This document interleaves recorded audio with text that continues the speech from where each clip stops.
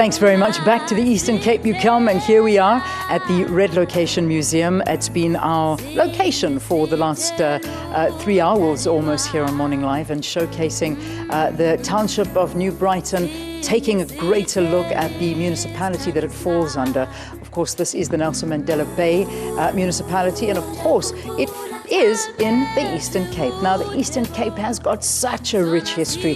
It's absolutely unbelievable, and that history is captured here in the museum. In fact, this is just one snippet of it, and let me just read it to you. 1952, Welcome Duru and Basin Blues were the first New Brighton band to have a hit commercial recording with Isilia Sam. It was released, and this is it's a big moment and great history, with their second hit being Cindy, and that was in 1956 in the War Memorial Hall. And there you can see that photograph of Dolly, the Empress of Blues, Ratebe, and some of the history that's been captured here and the moments that have shaped South Africa and what we are today. We continue to take a look at this area and the history of this area, and I don't think there's a better person to unpack it all for us than my next guest, who is Nomangesi Sithole, and she has been here since the day she was born and still continues to witness what's happening in the area. It is so nice to have you. Welcome to Morning Live. Thank you, Lynn. You were born here in New Brighton. I'm not allowed to ask a lady's age, but you can estimate it for me, at least 20 years. Times 3 if you want. Okay, we'll leave it like that. So, I mean, you've seen people come, you've seen people go, you've seen things change. Talk to us about the history of this area. What was it like growing up here in New Brighton?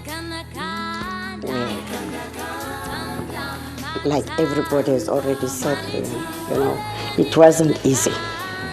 Yeah, it was quite difficult. But, you know, we survived. Here we still are now. And I mean, now when you look around, and I mean, you and I spoke a little bit about how things have changed and are things different, and you said to me there is no doubting that things are different and things have changed. But I just want you to talk a little bit more about the change. Has it helped people? Is it positive changes? Yes, Leon, there are positive changes. There's quite a lot that has changed, you know. If only people would be a little bit patient, you know, because things don't happen at one go. The changes that are here are amazing, you know. We've got this museum, which is an attraction to the world, and we've got a backpacker lodge that is just around the corner. All peoples from overseas, tourists, they want to come and spend time here in the township because they want the township feel. They want to taste the food that we eat. They want to see, they come to our houses, they want to see how we live. So there's so much, you know, in the olden days you wouldn't do that. You wouldn't dare, you know. So if only people can embrace the changes that are here, you know, and, you know, sort of run away with it. Because that is a big thing, and I know that that's something that our tourism minister is very passionate about, and they have been for many years, and that is the township tourism, experiencing life in a township. Like you say, living, eating, breathing, everything that happened here. Yeah, that culture. But if you have to look at some of the great individuals that have come from this area, New Brighton, I mean, who would you say is a shining example? That's a tough question. There are lots of them, I imagine. There are so many of them. You know, like now we've got, at the lodge, we've got Tatuina that is staying with us. He's a veteran of the ANC. And we've got, you know, lots of people like Nomhle, who was just now here. Yes. And we've got John Carney, who's well, there you go. Yes, and even his son is following in his footsteps now. Yeah, there's so many. There's so many. I mean, just the mention of the name John Carney, and that's reason enough to celebrate the arts that do come from this particular area.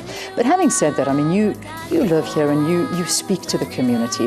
What are the things they want? What is it that they feel they would like to see move faster? Because I know jobs is the big thing, but again, you were also putting a little bit of, I suppose, a bit of logic into it, saying that the community needs also to work. They can't just expect things to be given to them.